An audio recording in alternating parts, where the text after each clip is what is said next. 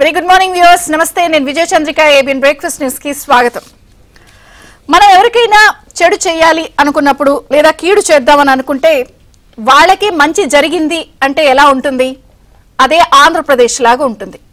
అవును, ఆంధ్రప్రదేశ్కి మాజీ సీఎం జగన్మోహన్ రెడ్డి గారు తానొకటి తెలిస్తే ఇంకొకటి జరుగుతోంది.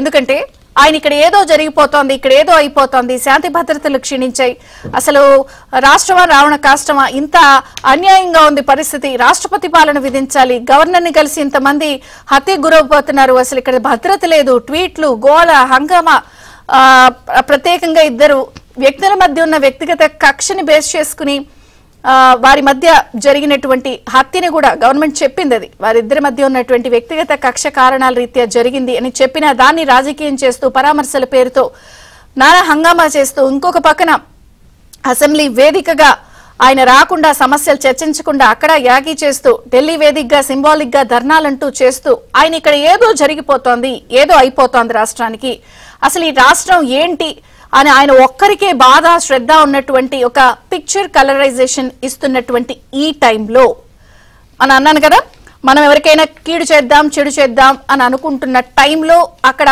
మంచి జరిగితే అది ఆంధ్రప్రదేశ్ అవుతుంది అని నిజంగానే ఆయన ఢిల్లీ వేదికగా ఢిల్లీలో ఆంధ్రప్రదేశ్ ని అల్లరి చేయాలని భావిస్తున్న టైంలో అదే ఢిల్లీ వేదికగా పార్లమెంట్ లో నిర్మలమ్మ, కేంద్ర ఆర్థిక మంత్రి నిర్మలా సీతారామన్ గారు హ్యాపీ ఏపీ అంటూ కేంద్ర బడ్జెట్ లో ఆపన్న హస్తాన్ని ప్రకటించారు.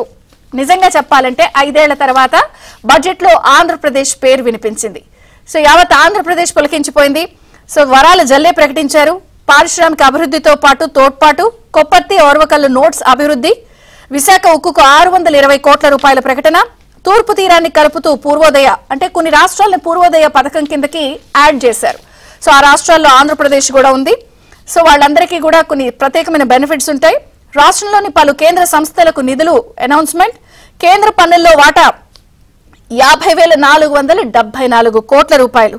సో నిజంగా ఈ ప్రకటనలతో ఆపన్న హస్తం ఈ స్థాయిలో ఉంటుందా? ఇది నిజంగా 5 ఏళ్ల తర్వాత తొలిసారి ఇలాంటి మాటలు వింటున్నాం. ఆంధ్రప్రదేశ్ కి ఇలాంటి తీపి కబుర్లు 5 ఏళ్ల తర్వాత. గత 5 ఏళ్ల పాలనలో మహా అయితే ఎప్పుడు వెళ్ళటం, మెమరాండం రావడం, డేట్ మార్చి అదే అంశాలపై పోలవరం అడిగాం, అమరావతికి సాయం చేయాలని అడిగాం, ఆర్థిక అంశాల విషయంలో హెల్ప్ చేయమని అడిగాం అని డేట్ మారుస్తూ అవే అంశాలు తప్ప ఇటువంటి ప్రకటనలు గత 5 సంవత్సరాల్లో జగన్మోహన్ రెడ్డి గారి పాలనలో ప్రభుత్వ హయాంలో వినలేదు, కనలేదు, చూడలేదు. కానీ ఇప్పుడు కేంద్ర బడ్జెట్ లో హ్యాపీ ఏపీ అంటూ మరి ఆయన ఇక్కడ రాష్ట్రంలో ఏదో జరిగిపోతోంది, అన్యాయం అయిపోతోంది, అన్ని రకాలుగా అసలు ఇది రాష్ట్రమా అని చెప్తున్న టైంలో మరి ఇది రాష్ట్రమే, దానికి మేము ఈ రకంగా సాయం చేయబోతున్నాం అంటూ కేంద్ర మంత్రి నిర్మలా సీతారామన్ గారు పార్లమెంట్ వేదికగా బడ్జెట్ ప్రవేశపెడుతూ చెప్పారు.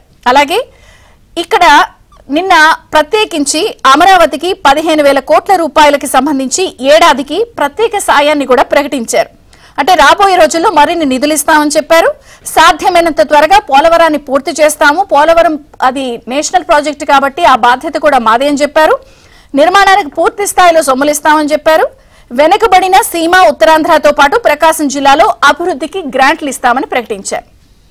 అయితే ఈ ప్రకటనలో భాగంగా ఆవిడ నిన్న మల్టీలాటరల్ ఏజెన్సీస్ ద్వారా ఈ సాయాన్ని అందిస్తాం అంటే ఏషియన్ డెవలప్మెంట్ బ్యాంక్ లేదా వరల్డ్ బ్యాంక్ లాంటి ఏజెన్సీస్ ద్వారా ఈ సాయాన్ని చేస్తామని చెప్పారు.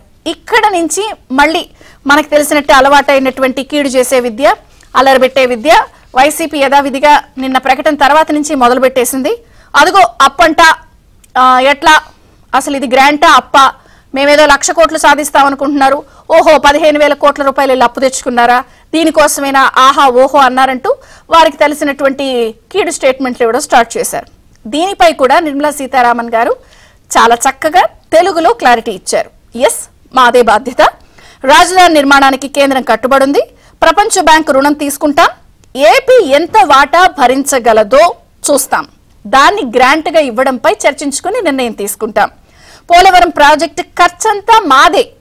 సో ఆర్థిక మంత్రి నిర్మలా సీతారామన్ గారు ప్రెస్ కాన్ఫరెన్స్ లో అడ్రస్ చేస్తూ స్పష్టీకరణ చేశారు. అయినప్పటికీ కూడా కొంత ఇది గ్రాంట్ అప్ అన్న విషయంపై చర్చ కొనసాగుతుంది. సరే, ఈ రోజు మన డిబేట్ లో ఆ విషయం కూడా కొంత నిన్న పురంధేశ్వరి గారు, సీఎం రమేష్ గారు క్లారిటీ ఇచ్చినా కూడా మన ప్యానెల్లో కూడా దీనిపై మరింత క్లారిటీ తీసుకుందాం. అయితే 5 ఏళ్ల తర్వాత ఇటువంటి అంశాలు వినడం నిజంగా ఏపీకి ఒక ఆపన్న హస్తం అందించినటువంటి ఈ ప్రకటనలతో మరొక పక్కన మరి నిజంగా ఇది దెబ్బ మీద దెబ్బ కిందే చెప్పొచ్చు జగన్మోహన్ రెడ్డి గారు అండ్ టీమ్ కి. ఢిల్లీ వేదికగా ఆయన ఏదో చేద్దామంటే అక్కడ కనక వర్షం కురిసింది ఢిల్లీలో. ఇంకొక పక్కన మనం చూస్తున్నాం ఆంధ్రప్రదేశ్ లో శుభ పరిణామాలు, శుభ ఇన్సిడెంట్లు జరుగుతున్న నేపథ్యంలో ఇంకొక పక్కన మదనపల్లి కలెక్టరేట్ లో ఫైల్స్ తగలపడిపోవడం, అది యాక్సిడెంట్ కాదు ఇన్సిడెంటే అని తేలడం, బయట తగలబెట్టడానికి సంబంధించినటువంటి కొన్ని ఆధారాలు దొరకడం, ప్రభుత్వం చాలా సీరియస్ గా దానిపై విచారణ వేగవంతం చేయడం, ఇవన్నీ చూస్తుంటే రకరకాల ఆధారాలు బయటకు వస్తున్నాయి. ఓ పక్కన పక్కా ప్రణాళికతో రాష్ట్రాన్ని ఏదో చేయాలి, అన్రెస్ట్ క్రియేట్ చేయాలి, బ్రాండ్ ఇమేజ్ దెబ్బతీయాలి అని ప్రయత్నాలు ఒక పక్కన జరుగుతుంటే దానికి పూర్తి భిన్నంగా కేంద్ర ప్రభుత్వం తీసుకున్నటువంటి నిర్ణయంపై నిన్న అసెంబ్లీ వేదికగా శాసనసభలో కూడా హర్షాతిరేకాలు వ్యక్తమవుతున్నాయి. జనసేన అధినేత పవన్ కళ్యాణ్ గారు కూడా కేంద్రానికి ధన్యవాదాలు తెలిపారు. మొత్తంగా ఒక పక్కన మంచి చెయ్యాలి, ఒక పక్కన మంచి జరుగుతుంటే కీడు చేయాలి అన్నటువంటి అన్ని ప్రయత్నాలు అప్రయత్నంగానే మిగిలిపోతున్నాయి. హ్యాపీ ఏపీగానే చంద్రబాబు గారి ప్రయత్నాలని సఫలీకృతం అవుతున్న వేళ దట్ ఈస్ బాబు అనేది కూడా వినిపిస్తోంది. Babu the best, that is Babu, AP shining, AP happy, ఇలాంటి మాటలే వినిపిస్తున్న నేపథ్యంలో ఎలా చూడాలి? ఇంకొక పక్కన ప్రతిపక్ష హోదా కోసం కూడా జగన్ గారు హైకోర్టును ఆశ్రయించారు. దీనిపై శాసనసభ సభాపతి కెన్నాళ్లకు అంటూ ఆంధ్రప్రదేశ్ పేరు బడ్జెట్ లో వినిపించింది. సో ఆపన్న హస్తం అని చెప్పారు. కేంద్ర బడ్జెట్ లో రాష్ట్రం పేరు మారుమోగిపోయింది. మాదే బాధ్యత, పోలవరానికి పూర్తి సహాయం అంటూ కూడా స్పష్టం చేసిన నేపథ్యంలో మరొక పక్కన రాష్ట్రానికి ఏదో అయిపోతుంది అంటూ రెండు పూర్తి కాయిన్ కి ఒక సైడ్ అలా, కాయిన్ కి ఒక సైడ్ ఇలా జరుగుతున్న పరిణామాలన్నిటిపై చర్చిద్దాం. మనతో పాటు జాయిన్ అయ్యారు సీనియర్ జర్నలిస్ట్ డివి శ్రీనివాస్ గారు, టీడీపీ నుంచి నీలాయపాలెం విజయ్ కుమార్ గారు, బీజేపీ నుంచి జయప్రకాష్ గారు. అందరికీ స్వాగతం అండి. డివి శ్రీనివాస్ గారు, మీతో ప్రారంభిస్తాను. హ్యాపీ ఏపీ, నాళ్లకన్నట్టు వినిపించింది ఆంధ్రప్రదేశ్ పేరు. నేను అన్నట్టు కాయిన్ కి ఒక సైడ్ ఏమో పెట్టుబడులు వస్తున్నాయి, కాయిన్ కి ఒక సైడ్ ఏమో కేంద్రంలో బడ్జెట్ లో ఏపీ పేరు వినిపిస్తుంది. కానీ కాయిన్ కి అదర్ సైడ్ ఇక్కడ ఏదో అయిపోతుంది, రాష్ట్రం ఏదో వల్లకాడ అయిపోతుంది, రాష్ట్రం రావణ కాష్టం అయిపోతుంది, శాంతి భద్రతలు లేవు, రాష్ట్రం రెండు పార్శ్వాలను ఎలా చూస్తారు? ముందుగా ఏబిఎన్ వీక్షకులకు, ప్యానల్ మిత్రులకు, మీకు అందరికీ గుడ్ మార్నింగ్. ఇవాళ ఆంధ్రప్రదేశ్కి ఒక మహర్దశ.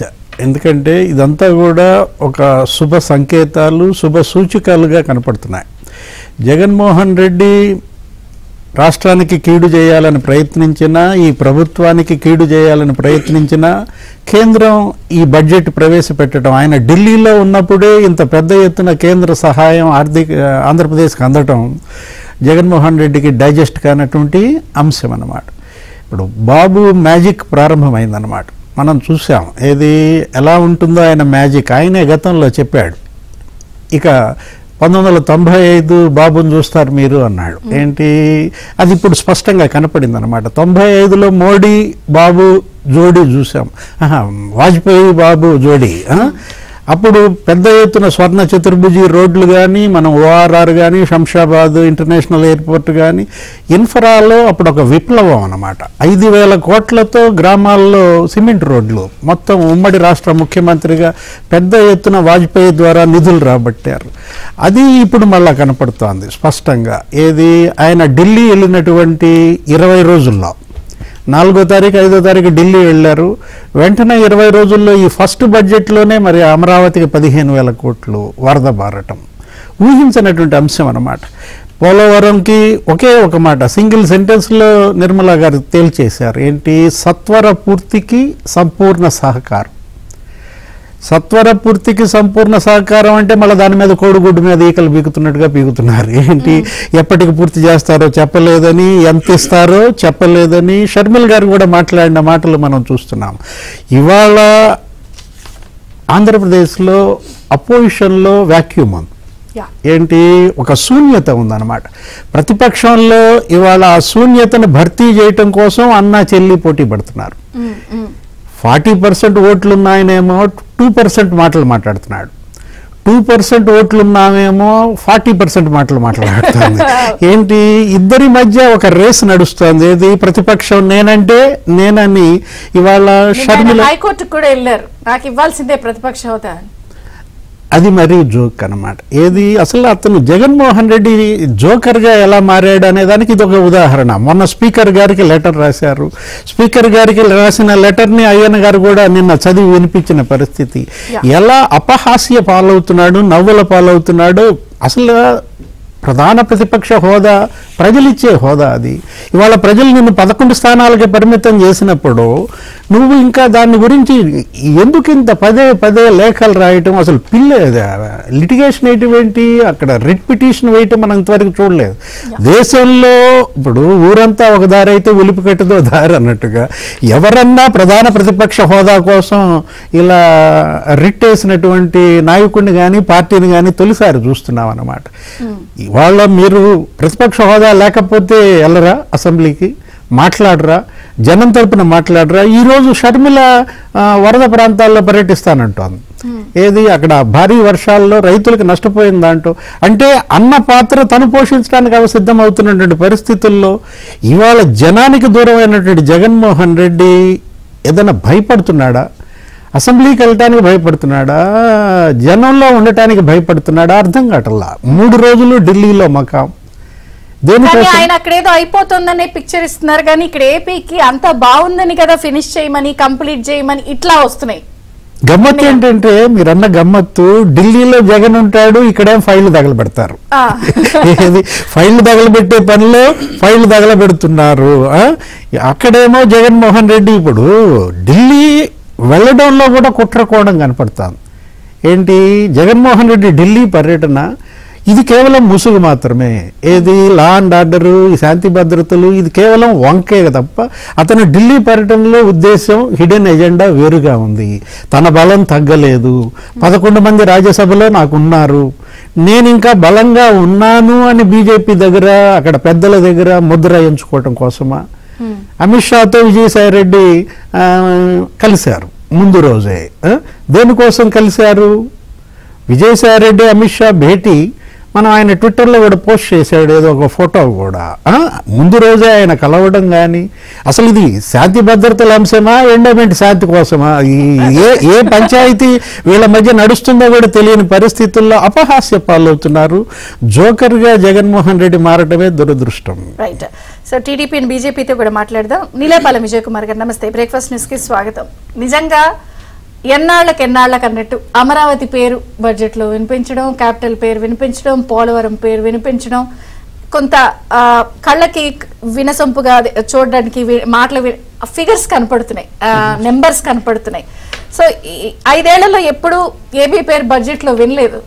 ఎలా అనిపిస్తుంది? అంటే ఇది మీ సక్సెస్ కింద చూస్తున్నారా, అండ్ మీరు ఎట్లా చూస్తారు దీన్ని? బడ్జెట్ రోజు కానీ బడ్జెట్ పక్క రోజు కానీ మనం చాలా సంవత్సరాల నుంచి ఇదే డిస్కషన్ చేస్తున్నాం. ఇదే మన కొత్త కాదు, ఇదే ఫోరం నుంచి చూస్తున్నాం. బడ్జెట్ చాలా సంవత్సరాల తర్వాత కేంద్ర బడ్జెట్ అవుతున్నప్పుడు అయిన రోజు పక్క రోజు మనం సంతోషంగా మాట్లాడుకొని చాలా రోజులు అయిపోయింది. ఎంతసేపు బాధపడుతూ ఇట్లా ఉండేవాళ్ళే. కానీ మొట్టమొదటిసారి గత దాదాపు 7-8 ఏళ్ళు అనుకుంటాను మనం ఇవాళ ఆనందంగా ఆంధ్రాకి ఏమొచ్చింది అని మాట్లాడుకోగలిగిన స్థితికి వచ్చాము అంటే అది ఖచ్చితంగా ఈ కొత్త ప్రభుత్వం యొక్క ఘనత, ఖచ్చితంగా ఈ కొత్త ప్రభుత్వం యొక్క ఘనత అని స్పష్టం చెప్పాను. ఒక్క క్షణం రాజకీయాలు లేకపోతే 5 సంవత్సరాలుగా కనీసం నేను అంత క్లోజు ఇంత క్లోజు ఆయన దాదాపు నాకు తెలిసి ఒక 20-30 సార్లు ఇంకా జగన్మోహన్ రెడ్డి గారు ఢిల్లీకి వెళ్ళి ఉంటారు. ఒక్కసారన్నా ఒక్క బడ్జెట్లోనన్నా ఇప్పుడు నేను తెచ్చిన దాంట్లో 5% అన్నా తేగలిగాడా అని ప్రజలు అవగాహన చేసుకోవాలి. అసలు ప్రజలు కాదు, జగన్మోహన్ రెడ్డి కూర్చొని ఖాళీగా ఉన్నాడు కాబట్టి ఆయన కూర్చొని నేనెందుకు why not I was able to bring this out of assistance from the central government అని ఆయన అవలోకనం చేసుకోవాలి. నేను ఎక్కడ ఫెయిల్ అయ్యాను, ఎందుకు ఫెయిల్ అయ్యాను, రాష్ట్రానికి ఎందుకు నిధులు తేలేకపోయాను అని జగన్మోహన్ రెడ్డి గారు ఢిల్లీలో కూర్చొని ధర్నాలో కూర్చొని ఆయన ఆలోచించుకోవాల్సింది అబద్ధాలు చెప్పడం కాదు. అబద్ధాలు ఏం చెప్తాను నేను, అబద్ధాలు చెప్పడం కాదు, ఎందుకు నేను తేలేకపోయాను. ఈరోజు ఈ బడ్జెట్ చూస్తే బేసిక్గా నాకు ఒకటే కోర్ ఇది ప్రిన్సిపల్ వస్తుందమ్మా, ఇన్ఫ్రాస్ట్రక్చర్ దేశం మొత్తం మీద అని ప్రత్యేకించి ఆంధ్రప్రదేశ్లో అది పోలవరం ఇన్ఫ్రాస్ట్రక్చర్ కావచ్చు, అమరావతి ఇన్ఫ్రాస్ట్రక్చర్ కావచ్చు, ఏమంటారు మన ఇండస్ట్రియల్ కారిడార్స్ కావచ్చు, బెంగళూరు చెన్నై కారిడార్, బెంగళూరు హైదరాబాద్ చెన్నై వైజాగ్ వయా కర్నూలు కావచ్చు, ఓరవకల్లో కొప్పర్తి లాంటి పేరు ఉన్నాయి. అసలు విన్నావు నువ్వు? మన ఆంధ్రప్రదేశ్లో ఎవరికైనా కొప్పర్తి అనే పేరు గుర్తుందా? ఎవరికి తెలియదు. ఓరవకల్లు అనే పేరు ఎక్కడో చోట అక్కడేదో దాన్ని గుహలు ఉన్నాయి కాబట్టి వింటాం. సో ఈ ఓరవకల్లు కొప్పర్తిలో 2 పెద్ద ఇండస్ట్రియల్ ఎస్టేట్, కర్నూలు కడప. రాయలసీమకి ఇండస్ట్రియలైజేషన్ అనేది రాయలసీమ సేపు మనం ఏందో మారుతాం. రాయలసీమ అనగానే మన ఫ్యాక్షన్ కత్తుల గురించి మారుతాం. రాయలసీమలో ఇండస్ట్రియలైజేషన్ గురించి మొట్టమొదటిసారిగా ఈ యొక్క బడ్జెట్లో వచ్చింది. ఒట్టిగా రావడమే కాదు, పేర్లతో సహా చెప్పారు ఎక్కడెక్కడ ఇండస్ట్రియల్ ఎస్టేట్లు, దానికి water, electricity, roads, highway connections ఇస్తా ఉన్నారు. ఇది కాకుండా బ్యాక్వర్డ్ డిస్ట్రిక్ట్స్ ఈసారి దానికి ప్రకాశం జిల్లా కూడా యాడ్ చేశారు. రాయలసీమ అండ్ ఉత్తరాంధ్ర మాత్రమే ఉండేది, ఈసారి దాని ప్రకాశం జిల్లా కూడా యాడ్ చేశారు. ఇంకా పోలవరం అండ్ అమరావతి. పోలవరం సంపూర్ణంగా మేమే చేస్తామని స్పష్టంగా బడ్జెట్లో చెప్పారు. బడ్జెట్ అయిపోయిన తర్వాత సీతారామన్ గారు ఆవిడ దాన్ని ప్రెస్ కాన్ఫరెన్స్ చెప్పారు. ఓకే, ఇంకా ఫైనల్గా ఉండేది అమరావతి. అమరావతి లోనా గ్రాంటా లోనా అన్నది. మొన్న ఐ థింక్ మనం 4 రోజుల క్రితం ఇదే మనం మాట్లాడుకున్నాం ఎక్కడ. సో ఓకే, వాళ్ళ ఛానల్ కాబట్టి వాళ్ళు వేసుకున్నారు. ఎప్పుడు కూడా కేంద్రం నుంచి రాష్ట్రానికి డబ్బులు వచ్చేటప్పుడు ఓ గోతంలో మొత్తం 50,000 కోట్లు 10,000 కోట్లు ఇచ్చి ఈ దేశంలో తీసుకుపోని ఎవరు అతను నేరుగా దాన్ని ఏమంటారు IMPS లో మన అకౌంట్ ట్రాన్స్ఫర్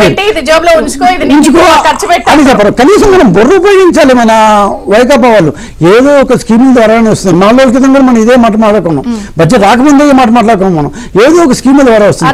ఈఏపీ అంటే ఎగ్జాక్ట్లీ సేమ్ ఇదే మాట చెప్పాను నేను, ఇదే చెప్పాను నేను. సో ఈఏపీ అంటే ఎక్స్టర్నల్లీ ఎయిడెడ్ ప్రాజెక్ట్స్, అంటే బయలేటరల్ ఎయిడ్స్ అంటే బహుళార్థక ఏమంటారు విదేశీ సహాయ సంస్థల ద్వారా, అది వరల్డ్ బ్యాంక్ కావచ్చు, ఏషియన్ డెవలప్మెంట్ బ్యాంక్ కావచ్చు, ఇంకోటి కావచ్చు, వీళ్ళ ద్వారా ఫండింగ్ వస్తుంది. జనరల్గా ఇప్పటిదాకా జరిగింది ఏంటంటే, నిన్న సీతారామన్ గారు స్పష్టంగా ఒక ఆర్థిక మంత్రి అంత బహిరంగంగా ఆవిడ చెప్పిన తర్వాత కూడా ఇంకా మనం మాట అర్థం లేదు. ఆవిడేమన్నారు మళ్ళీ నేను ఒక్కసారి ప్లే చేస్తాను. ఆర్థిక మంత్రి నిర్మలా సీతారామన్ గారు ఒక్కసారి తెలుగులో మాట్లాడారు, ప్రశ్న చాలా స్పష్టంగా పాపం అమరావతి క్యాపిటల్ కన్స్ట్రక్షన్, ఎందుకంటే ఆంధ్రప్రదేశ్ రీఆర్గనైజేషన్ యాక్ట్ మేరకి స్టేట్ క్యాపిటల్ బిల్డ్ చేయడానికి సెంట్రల్ గవర్నమెంట్ దానికి స్టేట్ గవర్నమెంట్కి హెల్ప్ చేయాలని యాక్ట్ ప్రకారం ఉంది. So capital city Amaravati buildup చేయడానికి మేము డెఫినెట్గా వాళ్ళకి అసిస్టెన్స్ ఇవ్వాలి. ఇప్పుడు నేను చెప్పిన 15,000 కోట్లు వరల్డ్ బ్యాంక్ అసిస్టెన్స్ తోటి మేము వాళ్ళకి తెప్పిస్తున్నాం. ఆ క్యాపిటల్ బిల్డ్ చేయడానికి కేంద్ర ప్రభుత్వం పూర్తిగా కట్టుబడి ఉంది. పోలవరం గురించి మాట్లాడితే దానికి ఒక పోలవరం నేషనల్ ప్రాజెక్ట్స్, సో అది కేంద్ర ప్రభుత్వం మీద ఉంటుంది. మోస్ట్ నేషనల్ ప్రాజెక్ట్ అని చెప్పినప్పటికీ అది సెంట్రల్ గవర్నమెంట్ ఇంప్లిమెంట్ చేస్తుంది. కానీ ఇక్కడ ఆంధ్రప్రదేశ్ గవర్నమెంట్ ఇంప్లిమెంట్ చేస్తుంది నేషనల్ ప్రాజెక్ట్ ని. సో అది కంప్లీట్ చేయడానికి ఎంత అవుతుందో అంత మేము చేయాల్సిందే. తర్వాత అది గ్రాంటా లేదు, సెంట్రల్ గవర్నమెంట్ మల్టీనేషనల్ బ్యాంక్ నుంచి తీసుకొస్తున్నారు ఏంటి అని అంటే, నేషనల్ ప్రాజెక్ట్ అన్నప్పటికీ ఖర్చు మాది కదా. చాలా క్లియర్ గా డౌట్ లేదమ్మా, చాలా స్పష్టం చెప్పారు. అమరావతికి వచ్చేప్పటికి జనరలీ ఆవిడ అంత ఎంఫాటిక్ గా, అంటే అంత కుండ బద్దలు కొట్టినట్టు చెప్పారు. ఏమని, ఇది ఎక్స్టర్నల్లీ ఎయిడెడ్ ప్రాజెక్ట్స్. ఇప్పటిదాకా ఎక్స్టర్నల్లీ ఎయిడెడ్ ప్రాజెక్ట్స్ లో మాక్సిమం 70:30, అంటే 30 రాష్ట్రాలు పోయిస్తాయి, 70 పోయిస్తాయి. సో 80-20 కూడా కావచ్చు. సో ఇంకా వాళ్ళు దాన్ని డిసైడ్ చేయలేదు. జనరలీ ఈఏపీలకి అంటే ఎక్స్టర్నల్లీ ఎయిడెడ్ ప్రాజెక్ట్స్ బయట దేశాల నుంచి రాష్ట్రాలకు వచ్చే దీనికి 30 ఏళ్ల గెస్టేషన్ పీరియడ్ ఉంటుంది. సో వడ్డీ 2-3% కంటే ఎక్కువ ఉండదు. మనకు వచ్చేది అంటే ఇప్పుడు ఆవిడ ఇంకా మనం చెప్పకుండా మనం చెప్పలేం కానీ ఒక 3-4 వేల కోట్ల కంటే మనకు లోన్ ఎక్కువ ఉండే అవకాశం లేదు. ఆవిడే స్పష్టం చెప్పారు కొంత గ్రాంట్ కొంత లోన్ ఉంటుంది అని. సో జనరల్గా ఇప్పటిదాకా 70:30 ఉంది, మ్యాక్సిమం 80:20 రావచ్చు. సో మనకు 20% అంటే 15,000 కోట్లు 20% కానీ 30% కానీ మనకు లోన్ ఉంటుంది. మిగతాది సెంట్రల్ నుంచి గ్రాంట్గా వస్తుంది.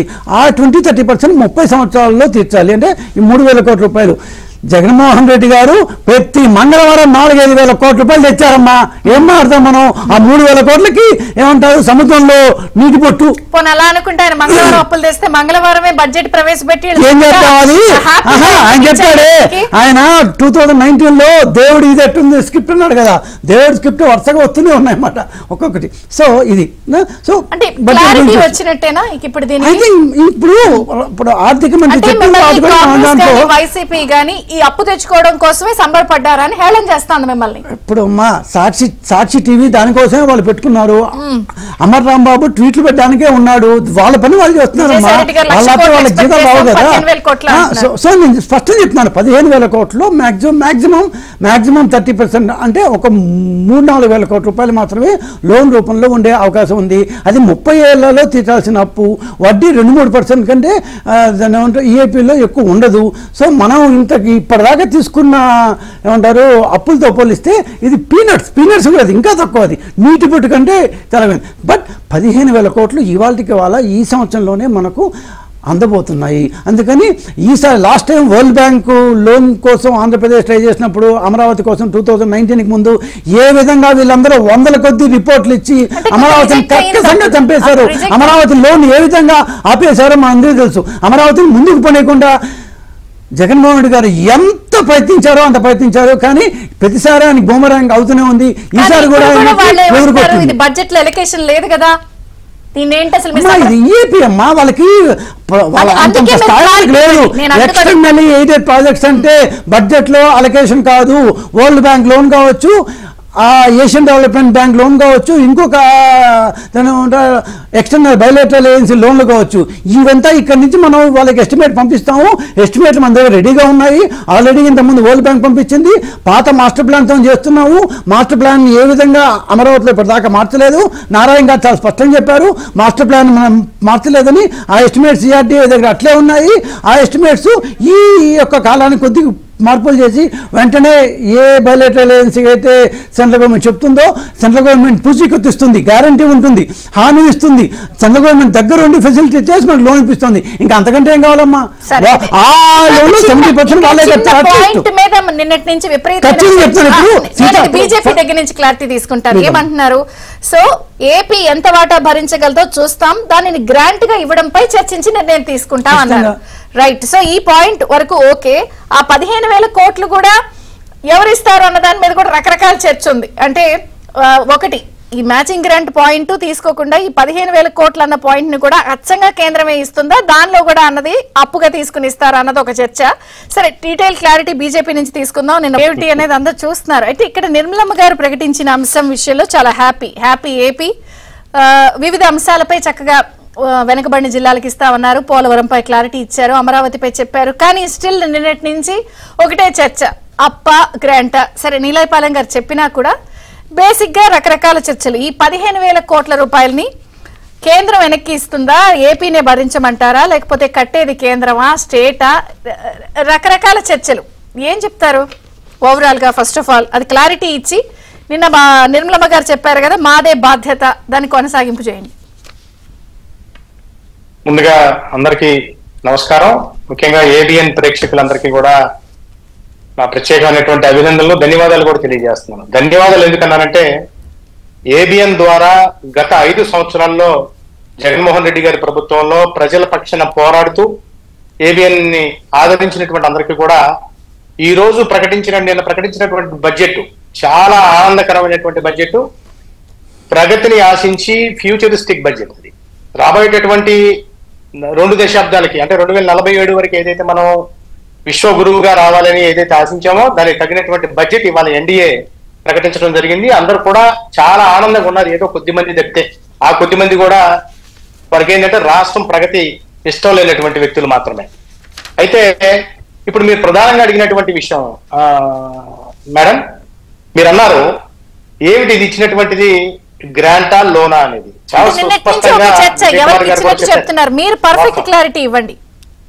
అందుకోసమే చెప్తా ఉన్నాను. ఇంతకుముందే నాకంటే ముందు మాట్లాడినటువంటి పెద్దలు విజయ్ కుమార్ గారు కానివ్వండి, శ్రీనివాస్ గారు కానివ్వండి, దీని మీద కొంత క్లారిటీ ఇచ్చారు. అదేవిధంగా మీరు ఒకటి వీడియో కూడా ప్రదర్శించారు. దానిలో చాలా స్పష్టంగా నిర్మలా సీతారామన్ గారు చెప్తూ ఏదైతే ఏపీ రీఆర్గనైజేషన్ యాక్ట్ ప్రకారంగా అసిస్టెన్స్ ఇవ్వాల్సింది ఉందో అమరావతి రాజధాని కోసం నిర్మాణం కోసం, ఏ రాజధాని అయితే నిర్మాణం కోసం ఇచ్చారో దాని ప్రకారంగా ఇవ్వవలసినటువంటి అసిస్టెన్స్ అంతా కూడా ఇస్తాము. కాకపోతే మీరు అన్నట్లుగా అది గ్రాంటా లేకపోతే లోనా, వాట్ ఎవర్ ఇట్ ఈస్, ఏదైనా కూడా బాధ్యత అంతా కూడా కేంద్ర ప్రభుత్వం ఇవాళ తీసుకునే దానికి సిద్ధంగా ఉంది. అది లోన్ అయితే గనక ఎక్స్టర్నల్ ఎయిడెడ్ ప్రాజెక్ట్ కింద ఏదైతే ఉందో దానికి పూర్తి పూచీకత్తు కేంద్ర ప్రభుత్వం పెట్టి, కానీ ఆవిడ ఇంకొక మాట కూడా చాలా క్లియర్ గా చెప్పారు. మీరు కనుక దాని కనుక మరొకసారి విన్నట్లయితే కనుక మీకు తెలుస్తుంది. ఆవిడ చెబుతూ ఇది కొంత లోన్ అంటే ఇంతకుముందు ఈఐపీ ప్రాజెక్ట్స్ ప్రకారంగా 70-30 కానీ 80-20% కానీ ఉంటుంది జనరల్ గా. కానీ అయినప్పటికీ కూడా ఆవిడ ఇంకొక మాట కూడా చాలా క్లియర్ గా దీనిలో చెప్పిన మాట ఏంటంటే, ఇవాళ ఆంధ్ర రాష్ట్రం యొక్క ఆర్థిక స్థితిని బట్టి వారితోటి చర్చించిన పిదప దీన్ని గ్రాంట్ గా మార్చాలంటే పూర్తి బాధ్యత కూడా తీసుకునేటువంటి అవకాశం కూడా ఉంది అని చెప్పి చాలా స్పష్టంగా కూడా చెప్పడం జరిగింది. అంటే ఎంత డిస్కషన్ అయిన తర్వాత సిచ్యుయేషన్ బాగోపోతే పూర్తిగా మీరు తీసుకుంటారు, పూర్తిగా తీసుకునేటటువంటి పరిస్థితి చాలా స్పష్టంగా కూడా ఆవిడ దాన్ని తెలుగులో అర్థం కావాలి అని చెప్పి కొంతమంది బులుగు మీడియా దాన్ని ఇంగ్లీష్ లో కనుక చెప్తే మరొక రకంగా తీసుకువెళ్తుంది. కాబట్టి అటువంటి పరిస్థితికి అవకాశం కల్పించకుండా ఆంధ్ర రాష్ట్ర ప్రజలకి మీ ద్వారా మీడియా ద్వారా కూడా ప్రజలందరికీ తెలియజేయాలని ఉద్దేశంతో చాలా స్పష్టంగా కూడా ఆవిడ చెప్పడం జరిగింది. కాబట్టి దీనిలో ఎటువంటి సంశయం మనం పడవలసిన అవసరం లేదు. ఏదో 1,00,000 కోట్ల రూపాయలు మొత్తం కూడా ఇస్తారు కదా, అంటే 15,000 కోట్లు ఇచ్చారని జగన్మోహన్ రెడ్డి గారు కామెంట్ చేస్తా ఉన్నారు. 1,00,000 కోట్ల రూపాయలు ఒకటేసారి సంచిలో వేసుకొని తీసుకెళ్ళడానికి మీరు వసూలు చేసినటువంటి మద్యం మాఫియా, ఇసుక మాఫియా లాంటివి కాదు ఇవి. కేంద్రం ఒక బడ్జెట్ పెట్టుకొని ఆ బడ్జెట్ ప్రకారంగా ఏదైతే కేటాయింపులు ఉంటాయో మిగతా రాష్ట్రాల కంటే కూడా భిన్నంగా ఆంధ్ర రాష్ట్రం నష్టపోయింది. కాబట్టి దీనికి ఒక పథకం ప్రకారంగా అంటే ఇప్పుడు 15,000 కోట్లు ఇస్తూ వాళ్ళు ఇంకొక మాట కూడా అన్నారు, ఇది ఈ ఫిజికల్ ఇయర్ కి మాత్రమేనని చెప్పి. అంటే రాబోయేటువంటి రోజుల్లో మరింత ఈ ఫిజికల్ ఫైనాన్షియల్ ఇయర్ మాత్రమే 15,000 కోట్లకి రాబోయేటటువంటి రోజుల్లో కూడా మరింతగా కూడా సహకరిస్తాం మేము అని చెప్పేసి ఆవిడ రాబోయేటటువంటి 5 సంవత్సరాలకు కూడా ఒక భరోసాను కల్పించినటువంటి పరిస్థితి మనం పార్లమెంట్ లో చూసాం. తదనంతరం పెట్టినటువంటి విలేకరుల సమావేశం కూడా ఈ విషయాన్ని మరొకసారి చాలా స్పష్టంగా కూడా చెప్పడం జరిగింది. కాబట్టి ఎటువంటి సంశయం కూడా దీనిలో పెట్టుకోవాల్సిన అవసరం లేదు. అమరావతి ప్రజలు, ఆంధ్ర రాష్ట్ర ప్రజలు గత 5 సంవత్సరాలుగా పడినటువంటి బాధ, కష్టం ఏదైతే ఉందో ఒక్క మాటతోటి ఆవిడ తేల్చేసి ఇటు పక్క అమరావతి రాజధానిని కానివ్వండి, ఇంకో పక్క పోలవరం ప్రాజెక్టు కానివ్వండి, మనం ఇవాళ చూసినట్టయితే ఢిల్లీలో కనుక చూస్తే ఇక్కడ భారీ ఎత్తున వర్షం పడతా ఉంది. ఇది అమరావతి ప్రజల యొక్క కన్నీటి బిందువులు. ఇవాళ ఈ ధర్నా చేసుకునేటటువంటి ముఖ్యమంత్రిని ధర్నా కూడా చేయనీయకుండా ఉండేటటువంటి పరిస్థితి కనపడతా ఉంది. మాజీ ముఖ్యమంత్రి క్షమించాలి, మాజీ ముఖ్యమంత్రిని ఇక్కడ చేసేటటువంటి ధర్నా కూడా చేయలేనటువంటి పరిస్థితి. ఇంకో పక్క చూసినట్టయితే ఇదే వర్షాన్ని మనం ఇంకో రకంగా కూడా అభివర్ణించుకోవచ్చు. ఈ వర్షం ఆ బడ్జెట్ ని ఏదైతే అమరావతికి కేటాయించారో స్వాగతం పలుకుతూ పెట్టినటువంటి బడ్జెట్, దుర్మార్గులు ఇక్కడ ధర్నా కూడా చేయకుండా ఉండేదానికి వచ్చినటువంటి వర్షంగా దీన్ని భావించాలా. ప్రజలందరికీ కూడా, ముఖ్యంగా ఆంధ్ర రాష్ట్ర ప్రజలకి, మరీ ముఖ్యంగా మహిళలు ఎవరైతే అమరావతి రైతుల పట్ల గత ప్రభుత్వం చేసినటువంటి దుర్నీతి ఏదైతే ఉందో వారందరూ కూడా ఇవాళ కన్నీటితోటి ఆనంద బాష్పాలతోటి రాత్రంతా కూడా ఒక బ్రహ్మాండమైనటువంటి సెలబ్రేషన్ అమరావతి ప్రాంతంలో చేసుకున్నారంటే ఇది ఎన్డీఏ ప్రభుత్వం యొక్క ఘనత. చంద్రబాబు నాయుడు గారు కేంద్రం ఏం చెప్పింది, మా బాధ్యతే రాజధాని నిర్మాణానికి కట్టుబడి ఉంది, ప్రపంచ బ్యాంక్ రుణాలు తీసుకుంటాం, ఏపీ ఎంత బాటా భరించగలదో చూస్తాం, దాన్ని గ్రాంట్ గా ఇవ్వాలని నిర్ణయం తీసుకుంటాం. ఈ పాయింట్ తో పాటు ఈ బడ్జెట్ కేటాయింపు ద్వారా అమరావతికి లీగల్ గా ప్రొటెక్షన్ ఇచ్చినట్టేనా, భవిష్యత్తులో ఎవరు ఏం చేయకుండా? ఇది మేజర్ పాయింట్. ఎవరొచ్చినట్టు వాళ్ళు వచ్చినట్టు దాన్ని ఏదో చేస్తున్నారు. ఇప్పుడు గత ముఖ్యమంత్రి గారే తీసుకుందాం, ఆయన నా ఇష్టం అన్నారు. ఇప్పుడు ఇలాంటి స్టేట్మెంట్ తో ఇది రీఆర్గనైజేషన్ యాక్ట్ ప్రకారం మేము చేస్తాం సాయం అన్నప్పుడు దానికి ఖచ్చితంగా లీగల్ ప్రొటెక్షన్ ఇచ్చినట్టేనా? ఆ రోజు మీరు ఏమన్నారు, ఆ రోజు మీరు రాష్ట్రాల ఇష్టం, ముఖ్యమంత్రి నిర్ణయాలు తీసుకుంటారన్నారు. ఇప్పుడు లీగల్ ప్రొటెక్షన్ వచ్చినట్టేనా? దీనిలో చాలా క్లియర్ గా కూడా మీరు అడిగినటువంటి ప్రశ్న మంచి ప్రశ్న అండి. ప్రజలందరూ కూడా తెలియవలసినటువంటి అవసరం కూడా ఉంది. గతంలో కూడా 2014-19 టైంలో కిషన్ రెడ్డి గారు కేంద్ర హోంశాఖ సహాయ మంత్రిగా ఉన్నప్పుడు అమరావతిని రాజధానిగా గుర్తిస్తూ కూడా వారు పార్లమెంట్ సాక్షిగా కూడా ప్రకటన చేయడం జరిగింది. అది రాజధానిగా వారు చెప్పడం జరిగింది.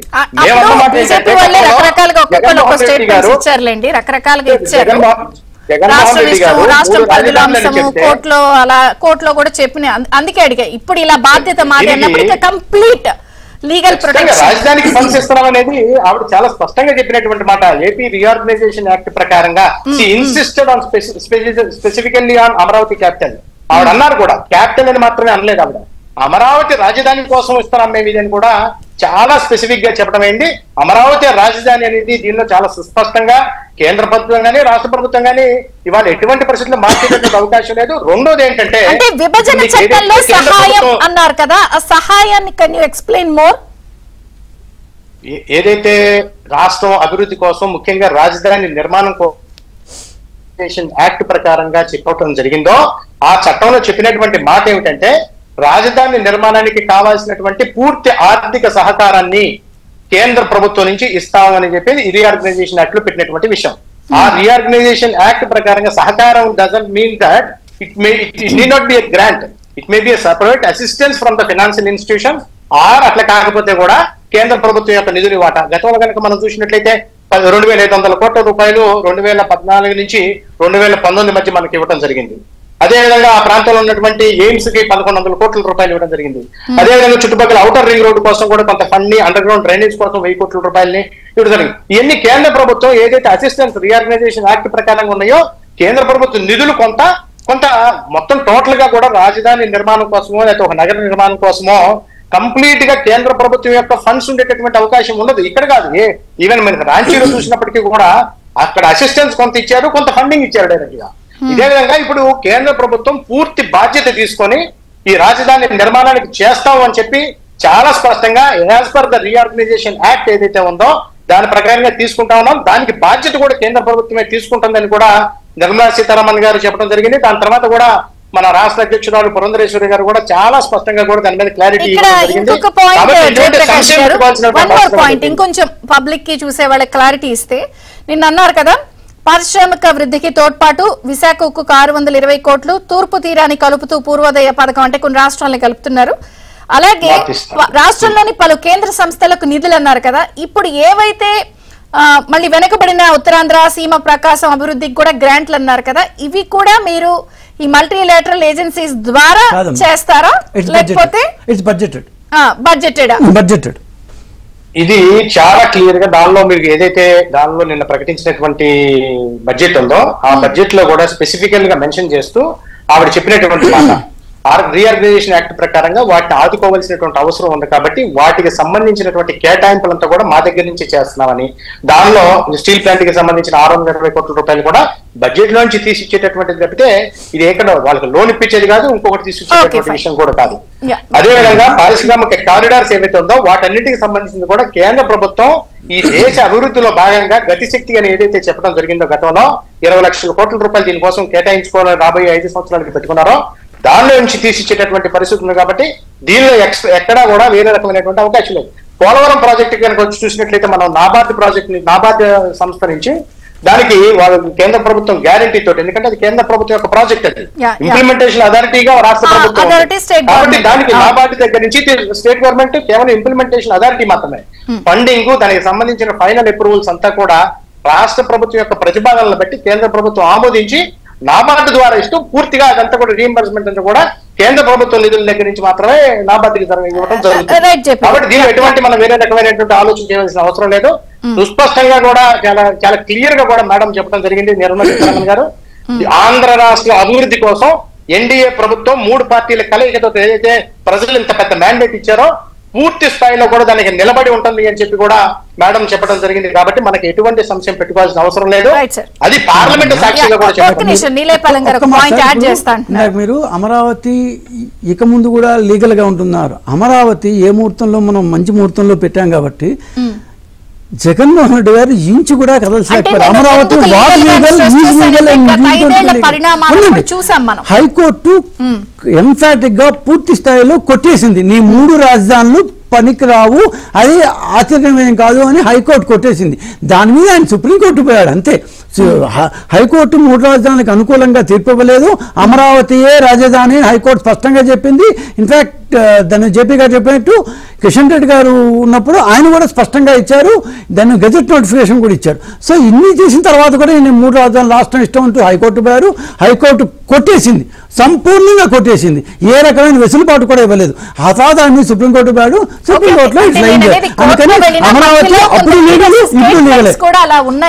రాజకీయ పార్టీ స్టేట్మెంట్ పక్కన పెడితే ఇట్ ఈస్ లీగల్. దాని మీద మనం ఏలాంటి దాని సదుపేషాలు అక్కర్లేదు. ఇలా ఇంకా ఏదో అయిపోతుంది అని ఆయన చెప్తున్నారు. ఇక్కడ తెలివిగా ఫైల్స్ తగలబడుతున్నాయి చాలా చోట్ల.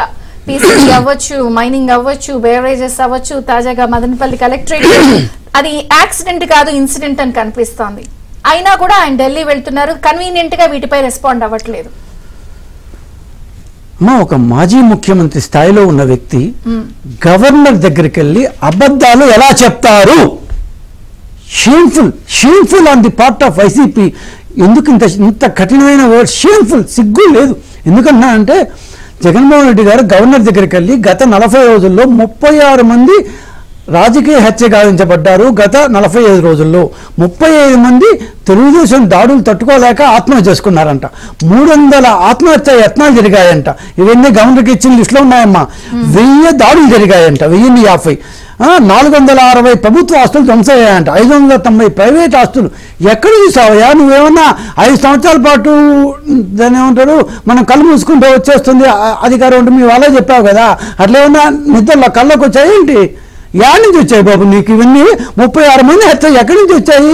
కనీసం పోలీస్ రికార్డులో ఉన్నాయి కదా, 35 మంది ఆత్మహత్య చేసుకున్నారంట. కనీసం ఇంత అంటే నువ్వు చెప్పిన ప్రకారమే 36, 35, 71 మంది. 71 మందిలో సరే రషీద్ కూడా మీరంటే రాజకీయ హత్య అనుకుంటే కూడా ఒక్కరి దగ్గరికి మాత్రం వెళ్ళావు. మిగతా 70 మంది ఏం పాపం చేశారు జగన్మోహన్ రెడ్డి గారు? మిగతా 70 మంది దగ్గరికి ఎందుకు నువ్వు వెళ్ళలేదు? ఒక్క వినుకొండ మాత్రం ఎందుకు వెళ్ళావు? ఒక్కరి దగ్గరికి వెళ్ళావు, అది కూడా ఆత్మహత్య రాజకీయ హత్య కాదు. ఒకవేళ అనుకుంటే కూడా ఒక్కరి దగ్గరికి వెళ్ళావు, ఒక హత్య దగ్గరికి వెళ్ళావు. మిగతా 70 మంది నువ్వు అనుకున్నట్టే ఏం పాపం చేశారు? వాళ్ళు ఎవరో వైసీపీ కార్యకర్తలు గారా? వాళ్ళు ఎక్కడున్నారు? గాల్లో ఉన్నారా లేకపోతే ఎక్కడ? ఈ ఏకున్న కనీసం సవాలన్నా ఉన్నారా? ఏదో పాసింగ్ ఉంది, వేర్ ఇస్ ది బాడీ అంటారు. Where are the bodies? 70 మంది సవాలు ఎక్కడున్నాయి అంటే నోటికి ఏదొస్తే గవర్నర్ దగ్గర పోయి చెప్పేస్తారా? కనీసం ఆలోచించరా? అరే గవర్నర్ ఒక రాజ్యాంగ దాన్ని ఇది అట్లాంటి వాళ్ళ దగ్గర పోయి రిటర్న్గా ఇచ్చావు నువ్వు. ఎక్కడ జరిగాయి ఇవన్నీ? Before you have the dharna in Delhi నువ్వు ఖచ్చితంగా ఆంధ్రప్రదేశ్ ప్రజలకు జవాబు చెప్పాల్సిన అవసరం ఉంది. If at all your really ethical moral grounds ఏమన్నా ఉంటే ఢిల్లీలో ధర్నా చేసే ముందు ఈ 71 మంది పేర్లు చెప్పాలి. Who are the people, where are the people, ఎక్కడెక్కడ జరిగాయి? ఈ 71 మంది చనిపోయారన్నావు కదా, ఆత్మహత్య 35, హత్య 36. పోలీస్ రికార్డులో లేరు, డీజీపీకి తెలియదు, దాని ఐజీలకు తెలియదు, ఎస్ఐలకి, సీఏలకు, మాకే ఎవరికి తెలియదు, మీకు కూడా తెలియదు. కానీ 71 మంది చచ్చిపోయారని చెప్పావు. ధర్నా కూర్చునే ముందు సరే ఒకవేళ ధర్నా కూర్చున్న తర్వాత ఒక దాని ఉంటారు ఒక ఫ్లెక్సీ పెట్టి ఈ పేర్లు ఊళ్ళు పెట్టు. అది కూడా చేయలేకపోతే అబద్ధాలు చెప్తున్నావు. కింద పడ్డా నాదే పై చేయి అంటున్నారు. నవ్విపోయాడు కాబట్టి నాకేది సిగ్గు అనుకున్నాడు కాబట్టి హైకోర్టుకి వెళ్ళారు. సంప్రదాయానికి హైకోర్టు సంగతి చెప్తున్నాం కదా. ప్రజలు ఓడించారు 11 సీట్లు ఇచ్చారు. దాన్ని ఏమంటారు ఒప్పుకొని ఏమన్నా కష్టపడితే ప్రజల కోసం కష్టపడితే ఏమన్నా ఇంకో 4 సీట్లు ఎక్స్ట్రా వస్తాయి. ఈసారి ఏమన్నా దాన్ని ఒక 4-5 కింద పడ్డ కుర్చీ మాత్రం నేను వదలను అంటే ప్రజలు చీకొడతారు. ఏదో కుర్చీ కావాలి నాకు, సర్పంచ్ కుర్చీ అయినా సరే నా కుర్చీ అయితే కావాలి, ఆ కుర్చీలో ఉండాలి, నాకు పదవి కావాలి అనేది వేలాడుతుంటే ఆ మనిషిని ఏమంటాం? ఇంకా ప్రతిపక్ష నాయకుడుగా పెట్టేది it's the prerogative of the speaker. స్పీకర్ని ఏ కోర్టు ఆదేశించలేదు. కొన్ని వందల ఎస్ఆర్ బొమ్మాయి కేసు దగ్గర నుంచి మొన్న దాన్ని మహారాష్ట్ర అతని షిండే కేసు దాకా కొన్ని వందల కేసుల్లో 100 సార్లు సుప్రీంకోర్టు చెప్పింది, హైకోర్టు చెప్పింది. స్పీకర్ యొక్క లోపల జరిగే దీన్ని కోర్టులు నియంత్రించజాలవు. దీని ప్రకారం 10% ఇది కూడా లేదు. నువ్వు ఏ బేసిస్ మీద ఇదంతా లా వదిలేద్దామమ్మా. ఇందాక నేనట్టు ఎథికల్ మారల్ అంటే నైతిక రుజువర్తన ఏమాత్రం లేకుండా నాకు 11 సీట్లు వచ్చాయి అయినా కూడా నేను ప్రతిపక్ష నాయకుడు కావాలి అంటే ఏ విధంగా? సభాపతి నిర్ణయం ఇంకా తీసుకోలేదు. తీసుకుంటారు. ఏం తీసుకుంటారో అది వేరే విషయం. ఎందుకంటే ఇందాక అన్నట్టు it is the prerogative of the speaker. కానీ నేను కుర్చీ కావాల్సిందే, ఏదో కుర్చీ నాకు కుర్చీ ఇవ్వకపోతే నువ్వు ఎమ్మెల్యేవి, నీకు ఒక సీట్ ఇచ్చారు, హ్యాపీగా ఉండు, నువ్వు ఎంత సాధిస్తే అంతే వస్తుందమ్మా. అంతేగాని నేను 11 సీట్లు సాధించాను అయినా కూడా నాకు ఇంత పెద్దది కావాలంటే కాదు. వరాల జల్లు కురిపించి క్లియర్ కట్గా వీఆర్ విత్ ఏపీ అని బీజేపీ చెప్పింది. కానీ ఇప్పుడు ఆయన మళ్ళీ ఢిల్లీ వెళ్ళి ఇక్కడ ఏదో చెప్తున్నారన్నప్పుడు అయినా సమాధానం దొరకలేదనాలా. కనక వర్షం అని క్లారిటీగా మెసేజ్ ఇచ్చింది బీజేపీకి. అయినా ఈయన బీజేపీకి ఏదో చెప్పాలనుకుంటున్నారు. పోటీ ఆంధ్రప్రదేశ్లో నిర్మాణానికి విధ్వంసానికి, విధ్వంస రాజకీయాలపైన మొన్న ప్రజా తీర్పు చూసాం. ఏది జగన్మోహన్ రెడ్డి చిత్తుగా ఓడించారు, చంద్రబాబుని గెలిపించారు. ఇప్పుడు ఇంకా అతను దానిలో నుంచి బయటపడలేదు. ఏది ఆ విధ్వంస రాజకీయాల నుంచి ఈ హత్యలు, ఆ రక్తం, దీనిలో నుంచి ఆయన బయటకు రావట్లేదు. ఇప్పుడు ఇంతవరకు బడ్జెట్ పెట్టారమ్మా, మాజీ ముఖ్యమంత్రిగా బడ్జెట్ మీద కామెంట్ చేశాడా? అసలు ఈ రోజుకి ఇప్పుడు ఇంతసేపు అయింది, అతనికి బాధ్యత లేదా? ఎప్పుడు బడ్జెట్ పెట్టినా అపోజిషన్లో ఉన్నా చంద్రబాబు కామెంట్ చేస్తారు. ఏది ఆయన మాజీ ముఖ్యమంత్రిగా ఆయన రెస్పాన్స్ ఇవ్వాలా? ఏది అసలు జగన్మోహన్ రెడ్డి ఈ బడ్జెట్ మీద స్పందన ఏది? దీన్ని వెల్కమ్ చేసావా? ఇప్పుడు 15,000 కోట్లు ఇచ్చినందుకు నువ్వు సంతోషం వ్యక్తం చేసావా? విజయసాయి రెడ్డి ఏదో మాట్లాడతాడు, అది కాదు కదా. ఇవాళ కావాల్సింది ఎవరు? జగన్మోహన్ రెడ్డి. అతని స్పందన కొరవడింది. ఇవాళ దీన్ని వెల్కమ్ ఆర్ లేదు నాట్ వెల్కమింగ్ చెప్పాలి. 33 మంది ఎంపీలతో జగన్మోహన్ రెడ్డి సాధించలేనిది ఇవాళ మరి 21 మంది ఎంపీలతో ఎవరు చంద్రబాబు సాధించాడు ఇంత పెద్ద ఎత్తున. అప్పుడు 15 మంది ప్రధానులు పనిచేశారమ్మా, 14 మంది, 38 మంది ఏమో ఫైనాన్స్ మినిస్టర్లు బడ్జెట్ పెట్టారు ఈ దేశంలో ఇంతవరకు ఈ 77 ఏళ్లలో 77 బడ్జెట్లు. కానీ ఏ బడ్జెట్లో కూడా ఒక రాష్ట్రానికి, ఒక ఆంధ్రప్రదేశ్కి ఇంత పెద్ద ఎత్తున సహాయం అందలేదు. అసలు అమరావతి, ఆంధ్రప్రదేశ్ ఇవాళ చావు బతుకుల మధ్య కొట్టుకుంటున్నాయి. ఇవాళ బతికిచ్చే బడ్జెట్. నిన్న ఆంధ్రప్రదేశ్ ఆయన ముఖ్యమంత్రి కూడా అదే అన్నారు, ఎవరు? చంద్రబాబు కూడా. ఆక్సిజన్ ఏది బెడ్ రీడెన్ స్టేట్గా మార్చాడు. ఇవాళ డెత్ బెడ్ మీద ఉన్నటువంటి ఆంధ్రప్రదేశ్కి, అమరావతికి ఇది ఊపిరి పోసిన బడ్జెట్గా దీన్ని చూడాలన్నమాట. దీనిపైన కామెంట్ చేయలేదంటేనే జగన్మోహన్ రెడ్డి ఆయన మరి డిఫెన్స్ కావాల్సిన అంశాలపై తొలి బడ్జెట్ లోనే ఫలితం కనిపించింది. ఇది ఫస్ట్ ఫైనాన్షియల్ ఇయర్ కి అమౌంట్. ఇప్పుడు మన ఎవరు తను కూడా అన్నారు కదా, మన మిత్రుడు బీజేపీ కూడా ఏమన్నాడు, అక్కడ అసలు వర్షం పడుతుందంట.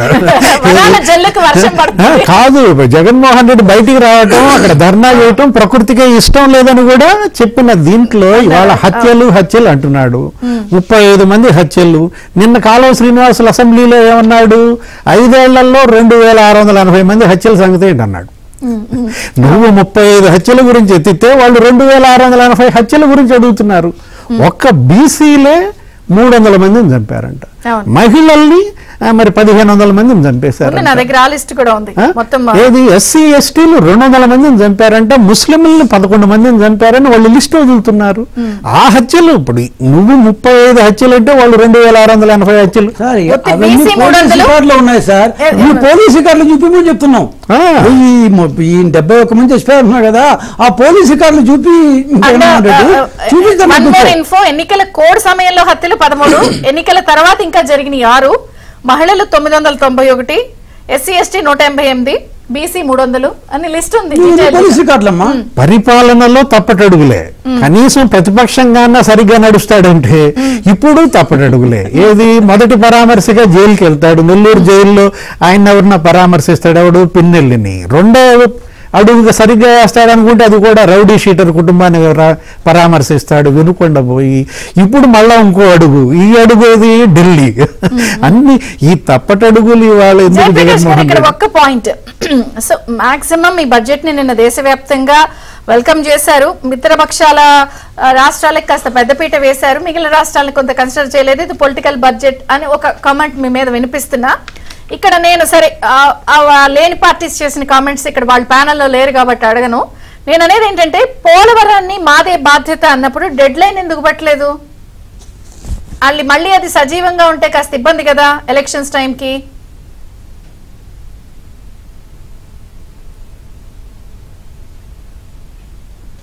జయప్రకాష్ గారు, నన్ను అడిగారండి.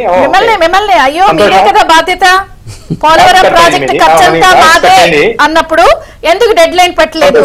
మళ్ళీ అలా సజీవంగా ఉంటే కాస్త రిస్క్ కదా.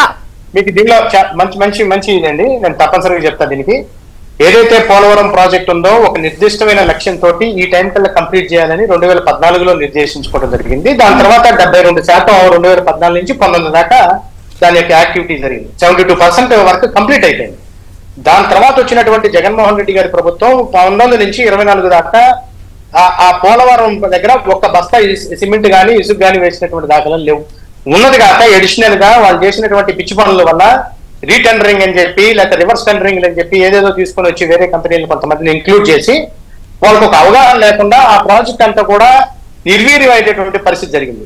అక్కడ ఉన్నటువంటి డయాఫ్రామ్ వాళ్ళు దెబ్బతింటం కానివ్వండి, అక్కడ ఉన్నటువంటి మిగతా ఏదైతే ఇంపార్టెంట్ గా చేసినటువంటి కన్స్ట్రక్షన్స్ ఉన్నాయో అన్ని కూడా బేట్లు వాడటం, మిగతా దాన్ని పట్టించుకోకపోవడం వల్ల, మిగతా ఫర్దర్ కన్స్ట్రక్షన్ కి వెళ్ళకపోవడం వల్ల అన్ని రకాలుగా కూడా అది ఇబ్బంది పడినటువంటి పరిస్థితి మనం చూసాం అక్కడ.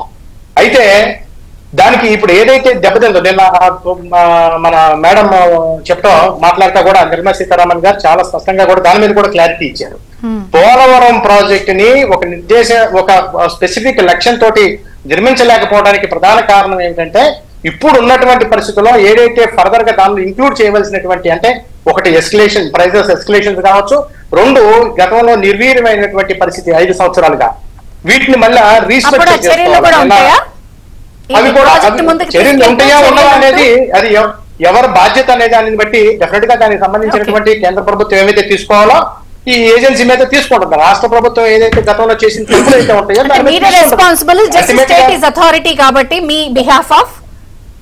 స్టేట్ సంబంధించినటువంటి ఆ రోజు బాధ్యులైనటువంటి వాళ్ళ మీద చర్యలు తీసుకోవడం అనేది సెకండరీ ఇష్యూ. కానీ దాన్ని కరెక్ట్ చేసుకుంటూ ముందు ఈ దేశానికి జీవనాడి ఆంధ్ర రాష్ట్రానికి మాత్రమే కాదు ఈ దేశం మొత్తానికి కూడా దీనివల్ల మన ఫుడ్ సెక్యూరిటీ ఉంటుంది అని ఒక ఏదైతే వారు చెప్పారో దీని పట్ల చిత్తశుద్ధి చాలా స్పష్టంగా కూడా కనపడతా ఉంది.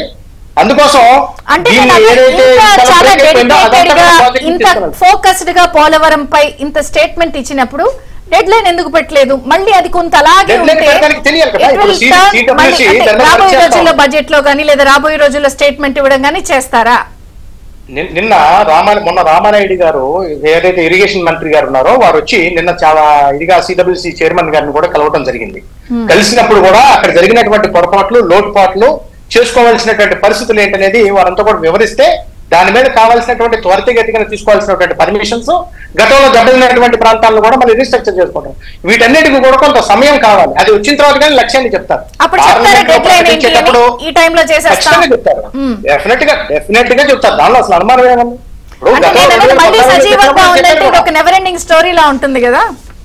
లేదు, దాని మీద ఇప్పుడు ఉంది చంద్రబాబు నాయుడు గారు, ఎన్డీఏ ప్రభుత్వం, ఇంకో పక్క పవన్ కళ్యాణ్ గారు అందరూ కలిసి చేస్తున్నారు. ఎటువంటి పరిస్థితుల్లో కూడా ఈసారి మిస్ అయ్యేటటువంటి పరిస్థితి లేదు. ఏదో అనిల్ గారు చెప్పినట్టు గతంలో కనుక ఇరిగేషన్ మంత్రి గారు అనిల్ గారు లేకపోతే మన అంబటి రాంబాబు గారు ఏదైతే చెప్తా ఉన్నారు, వాళ్ళు 21 అయిపోద్ది, 22 అయిపోద్ది, 23 అయిపోద్ది అనుకుంటా. ఇది అట్లాంటి పరిస్థితి కాదు. ఒక పక్క చంద్రబాబు నాయుడు గారు కానీ చెప్తున్నారు వాళ్ళు. కానీ ఇక్కడ వీళ్ళు చాలా క్రమశిక్షణ తోటి సిస్టమేటిక్ గా ముందు ఇప్పుడు శ్వేతపత్రాలన్నీ కూడా రిలీజ్ చేసుకుంటా వస్తున్నారు. 7 శ్వేతపత్రాలు ఏమి చెబుతా ఉన్నారు. దానిలో కూడా పోలవరం సంబంధించి చాలా క్లియర్ గా ఉన్నటువంటి నష్టాన్ని కూడా తెలియజేయడం జరిగింది. సిడబ్ల్యూసీకి అన్ని కూడా అప్రైజ్ చేయడం జరిగింది. సిడబ్ల్యూసీ ఇప్పుడు ఆఫీసర్లు పంపిస్తుంది, ఏ రకంగా దాన్ని రెక్టిఫై చేయొచ్చు ఉన్నటువంటి సమస్యని, లేదా అదంతా కూడా బ్రేక్ చేసి కొత్తగా కట్టాలా, ఇవన్నీ కూడా నిర్ణయించుకున్న తర్వాత ఒక డేట్ మనకు వస్తుంది. అప్పుడు దాన్ని మళ్ళీ ఒకసారి మాట్లాడేటప్పుడు ఖచ్చితంగా దాని మీద కూడా ఒక డేట్ ప్రకటిస్తారు. దానికి కేంద్ర ప్రభుత్వం పూర్తి స్థాయి నిబద్ధతతో ఉంది. దానిలో నేను ఇచ్చినటువంటి నిర్మలా సీతారామన్ గారి స్టేట్మెంటే నిదర్శనం. దాని